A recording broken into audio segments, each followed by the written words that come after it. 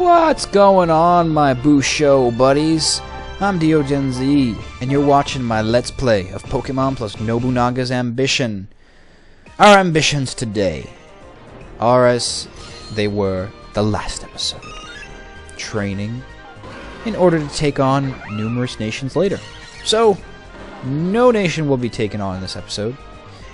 If you want to leave, I understand. But you're going to miss a good discussion. So, let's commence the training. And something that I've been doing recently is finishing up the series Yu Yu Hakusho. Not sure if you guys are a fan of it. Excellent anime. Really a marvelous feature to watch for anyone who likes fighting type animes where the main character has to decipher life through fists and understand what purpose is through pain. You know, it's really a lot deeper than just a beat-em-up game. Or not game, but a beat-em-up show. You know, that's something that American entertainment kind of gets lazy with. If they have violence, they kind of use it as a crutch. Whereas, when you're watching Yu Yu Hakusho, it's kind of like watching poets throw punches. And every time there is a standoff or a stance, the opposing poet launches off some choice dialogue. And I really appreciate that. Overall with anime, I find it just being a deeper story.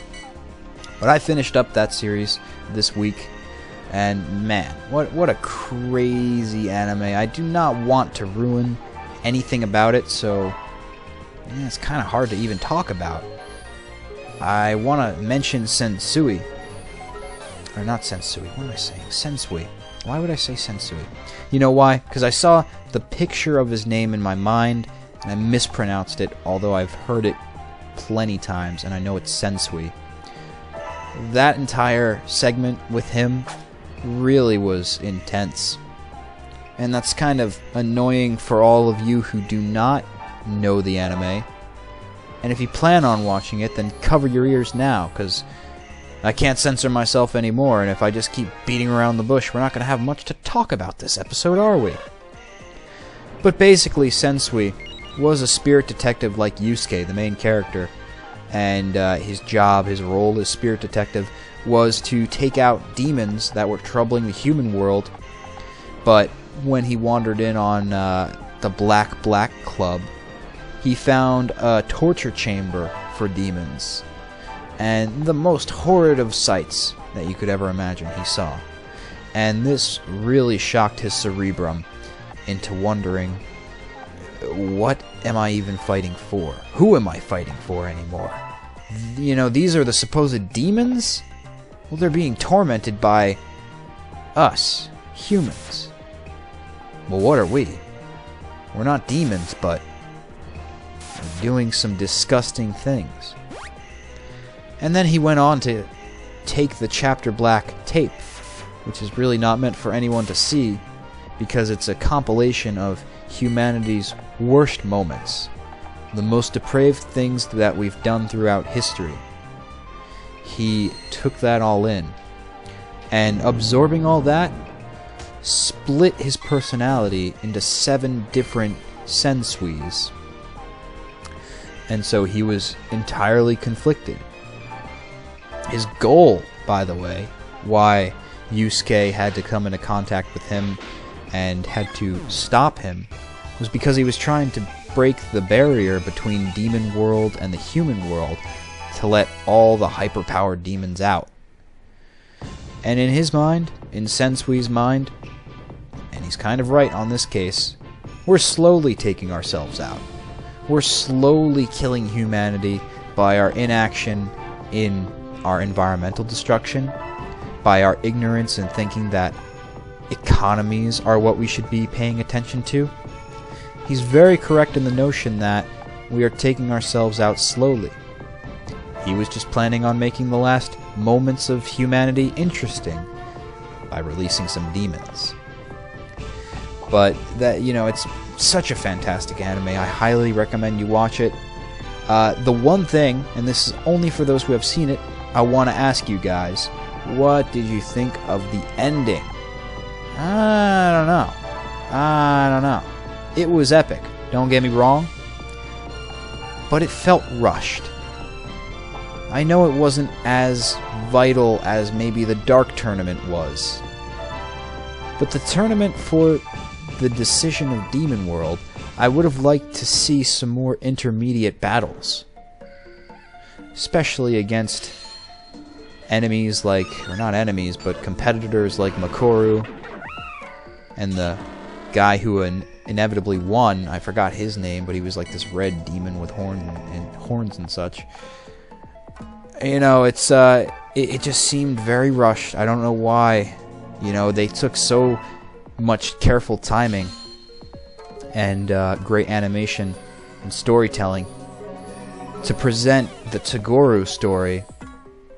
I felt almost as though they should have went into a little bit more detail, or a little bit more battle sequences, I suppose, as they neared the end. But still, remarkable. A remarkable anime. And I recommend it for everyone. It's definitely a mental trip, you know. That's one of the greatest things about that kind of entertainment, I find, is that most anime that I've watched, except maybe with the exception of School Rumble, which was just pure fun. Alright, I don't care if I admit that I watched School Rumble. Some people say it's a girly show. I don't care. It was funny. I like... Oh, what was his name? Oh, man. Shit. You know, as soon as I see his name, it's going to strike me like an asteroid. And I'm going to be like, of course it's something with an H, you know? And I just don't... I can't bring it to the forefront of my mind. I've seen so many anime, you know, that they start to blur as far as what the names are. So School Rumble wasn't the most serious or most in-depth of story, but every other anime that I've seen has been really heavy on the head trip, heavy on the philosophy, heavy on the introspection, and I really appreciate that with Japanese entertainment. I never... or rarely do I shouldn't say never, but rarely find that type of entertainment in American cinema. I don't even really go to the movies, you know. The only movies I watch, really, are animation movies. And documentaries, too. Documentaries I'm interested in because I like to learn shit. Call me a geek, call me a nerd, but I've got a thirst and passion for knowledge, and the more I know, the stronger that it makes me. You're probably wondering, how could you get strength from mental stimulation? Well, the more you know, the better armed you are in the ways of self-sufficiency, and the ways of handling situations, and having the foresight and planning to know how to deal with things. And in that light, knowledge really does enable the power sequence on that. But let me know below in the comment section below, because... Did I say below twice? I think I was redundant. Yes, I was. Anyway, I want to know what's the next step. What's the next anime I should check out? I am an otaku for sure. And I'm not even certain I'm done with Yu Yu Hakusho. I've got the mangas too, and I want to reread through those. Well, not reread, really read for the first time, because I haven't collected all the manga chapters, but I've got a bunch of the books. And I'm interested in seeing if it goes on longer than the final battle sequence in the anime. I know that was something that people who watched Black Cat complained about. The fact that the end battle could have been a lot more brilliant. And they mentioned that in the manga, they definitely went into more detail. So that might just be the case with Yu Yu Hakusho. And if so, I'm really excited. Now, I'm not even certain if this is true. This has just been some rough Google searches, but is there a Yu Yu Hakusho movie? Huh. I do wonder. I do wonder. And hope it's not just some kind of ploy by devious websites for me to go click on so pop-ups could appear. I do hate that. When false search terms come into play, and they're like, oh, you want to see Pokemon Gray?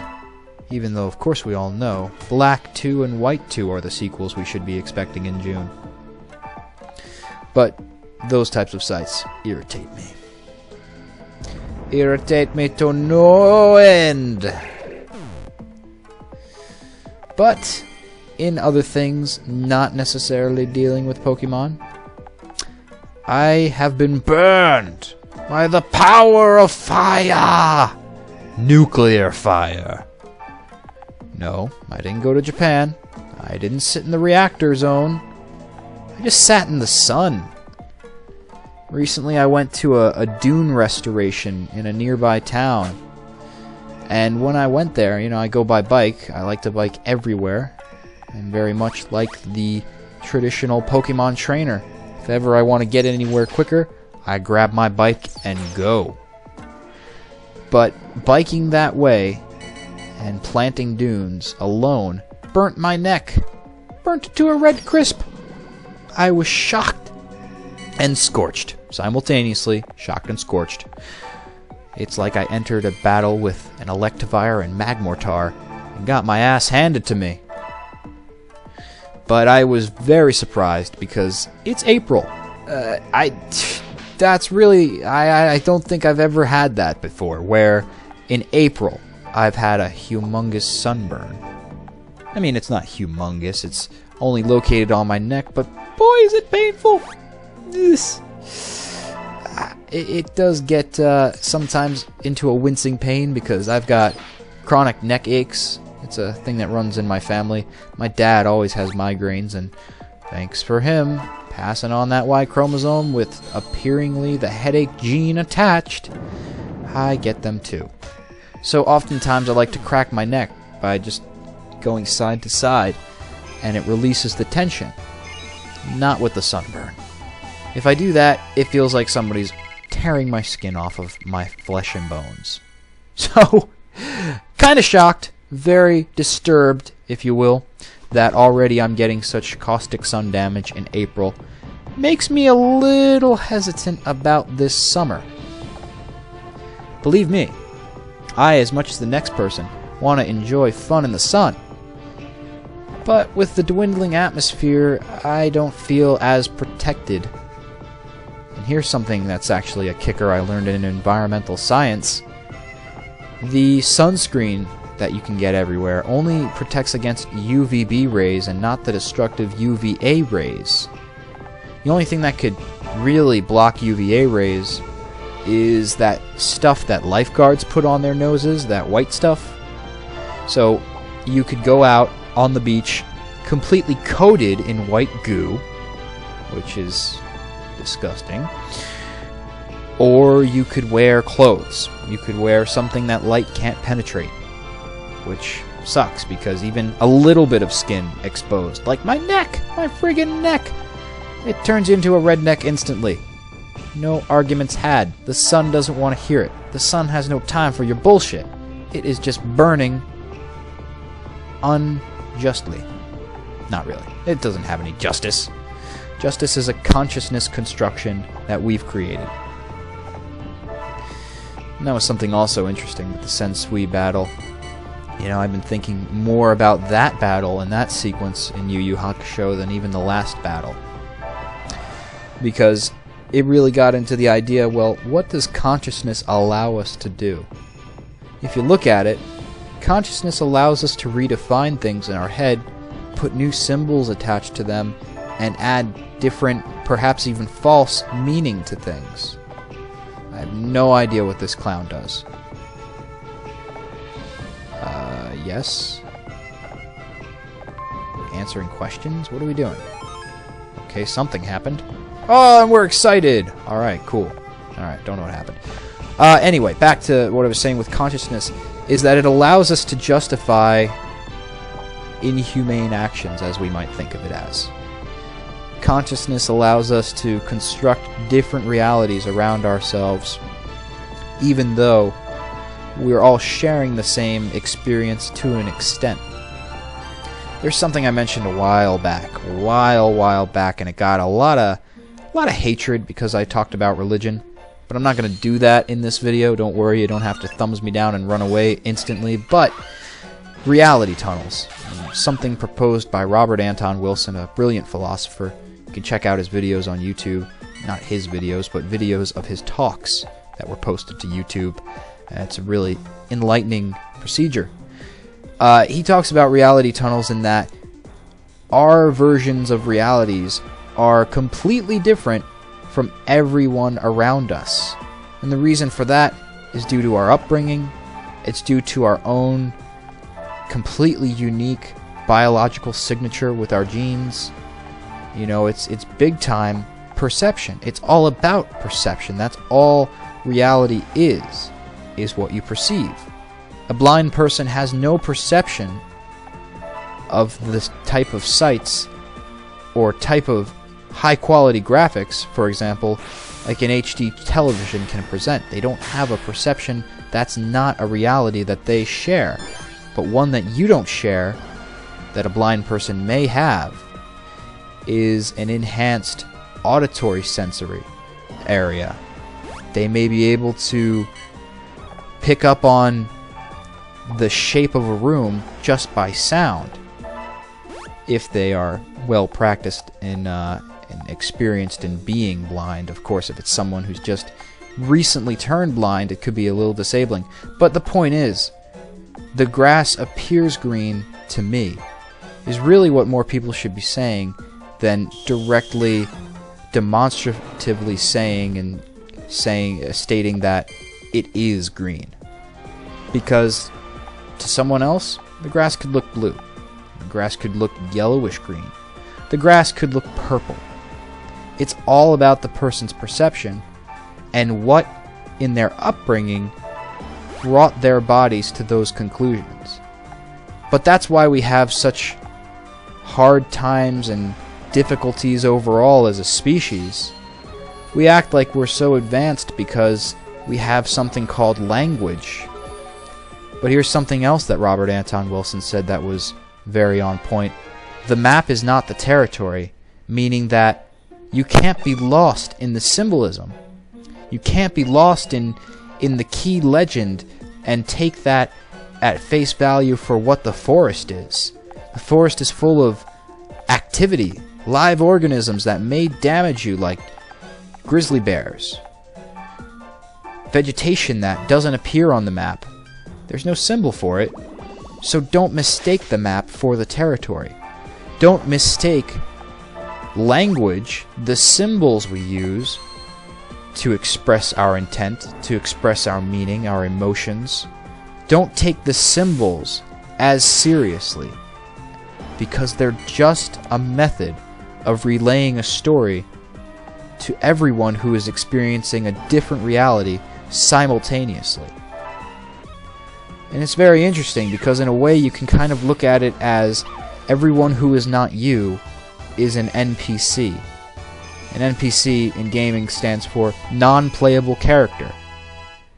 So everyone who's not you, everyone who you're not being a part of in their worldview because you just did not have the upbringing nor biological makeup of the exact person that you're trying to understand, there can be arguments, there can be injustices had, and consciousness kind of melds things over and it kind of twists language in our mind. That's one of the more nefarious things a lot of politicians, a lot of companies and corporations have been doing for decades. They try and change the symbolism. They try and make it so that they cultivate your reality to a certain extent. And a great example I'm going to give, I'm not going to go on a tangent about this, so don't worry. Someone named Todd McCormick was arrested for growing medical marijuana in California, which, yes, it is approved in California, but on a federal level, you could still go to jail. And he was someone who had cancer. He was growing these plants for the purpose of research, for the advancement of the different strains of cannabis, because each strain possesses a unique medicinal benefit, like nausea easement, appetite encouragement, headache relief, things of that nature. He was experimenting with this, and the DEA raided his home and threw him in prison. And the way that they did it, when he tried to argue his case, was that in the courts, in the federal courts, there is no such thing as medical marijuana. Meaning that federally, the term does not exist. That symbol of which you use to describe your activities, your life, and your meaning, your purpose and intent, that symbol is removed from your vernacular. And that's how they do it. They try to edit your reality tunnel. So it's something to be wary of, and it's something that you can incorporate in trying to be less argumentative in understanding we're all experiencing unique realities.